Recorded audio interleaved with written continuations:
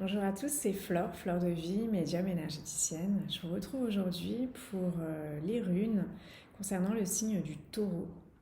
Donc, c'est le signe du zodiaque du 21 avril au 20 mai.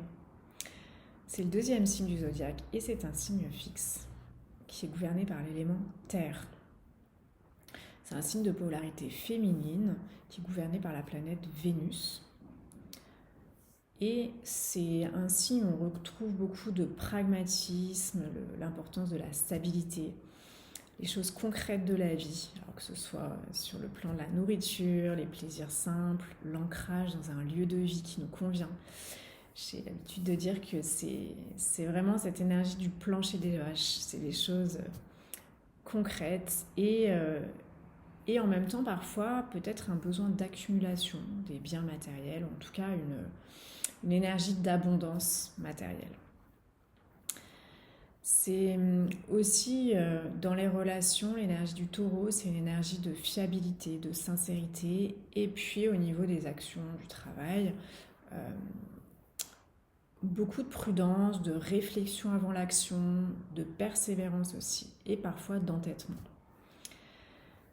La constellation du taureau, elle était déjà identifiée en Mésopotamie, dans l'Antiquité, et par les Égyptiens anciens.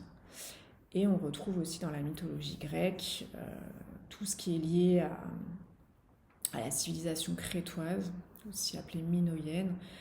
Donc en fait, la Crète, mythologiquement, elle emprunte de l'énergie du dieu Zeus qui s'était transformé en taureau euh, pour enlever Europe. Et ensuite, il y a eu donc la création de la Crète. Et en Crète, on a aussi le mythe du Minotaure, qui est très important, et qui est toujours relié à cette énergie du taureau. Dans l'astrologie hindoue, c'est Vrishabha, le signe du taureau. Il fait référence au véhicule du dieu Shiva. C'est d'ailleurs l'image là que j'aurais pris pour illustrer cette vidéo sur les réseaux sociaux. C'est une image qui vient du Jantar Mantar à Jaipur en Inde, qui est un observatoire astronomique qui a été construit au XVIIIe siècle. Le signe opposé au taureau, c'est le scorpion. Il y a d'ailleurs une erreur souvent qui est faite par rapport à la fête de Vesak, qui commémore la naissance, l'illumination et la mort du Bouddha. On dit souvent qu'elle a lieu dans la pleine lune en taureau. En fait, c'est la pleine lune en scorpion qui a lieu pendant la période du taureau. Au niveau des minéraux, pour ceux qui s'intéressent aux pierres, la cornaline, c'est une pierre qui peut être reliée à l'énergie du taureau. Par rapport aux runes, ce qui va nous intéresser aujourd'hui, donc c'est le lien avec la rune Ur, Uruz. Le suffixe Uz, il signifie tout ce qui est sacré, divin et magique. Donc Uruz, ça veut dire auroch. L'auroch, c'était un bovin, l'ancêtre des bovins domestiques actuels.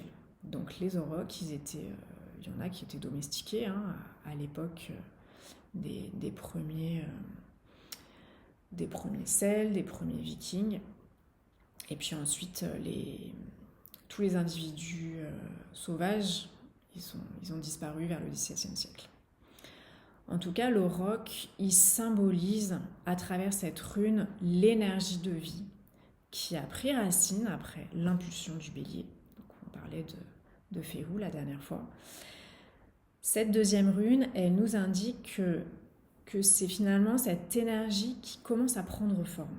Et on retrouve cette idée d'énergie féminine à travers la gestation, à travers la préparation lente, la protection et la nourriture. Uruz, c'est aussi la force, la puissance, la force tranquille en fait de cette énergie. Et on a aussi l'idée de santé et d'abondance. Le lien avec le signe du taureau dont je parlais tout à l'heure. C'est aussi, Uruz, la sagesse à travers l'expérience. Donc, cette préparation lente, cette gestation, elle nous amène à une connaissance fine de nous-mêmes, de notre environnement, de tous les aspects matériels de notre vie, qui nous permet de demander de l'aide quand on en a besoin et de tirer la quintessence de nos expériences. C'est aussi, ça fait référence à la vache Audhumla. Donc ça, c'est dans la mythologie nordique, qui est sortie du néant à l'origine des temps, qui est née de la fonte des glaces originelles, qui a ensuite généré du coup par son lait 4 rivières qui ont nourri les premiers êtres, les premiers géants. Et elle a aussi, en léchant le sel, elle a libéré un des premiers dieux, qui est à l'origine de tout le panthéon nordique, notamment du dieu Odin. Cette rune Uruz, elle est aussi liée à la deuxième arcane du tarot, c'est la papesse ou la grande prêtresse, qui nous indique encore ces énergies féminines, ces énergies de sagesse.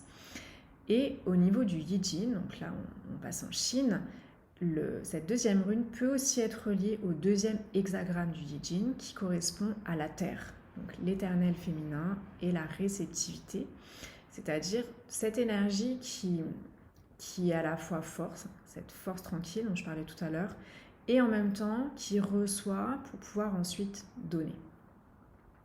Voilà pour les énergies du taureau, de cette rune Uruz.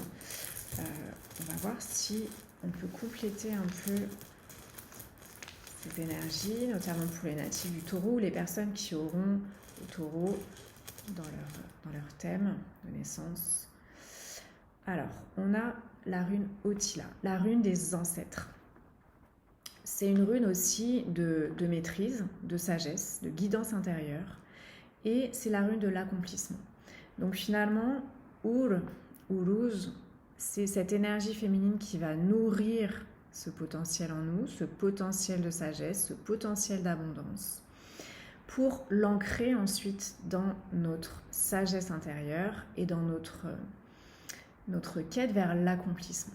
Donc on est vraiment dans une idée de maturation, de gestation, pour ancrer cette force en nous, pour ancrer ce potentiel qu'on pourra utiliser à tout moment, dès qu'on en aura besoin. Voilà pour aujourd'hui, pour cet éclairage sur le signe du taureau, et je vous retrouve pour le prochain signe en Gémeaux. À très bientôt.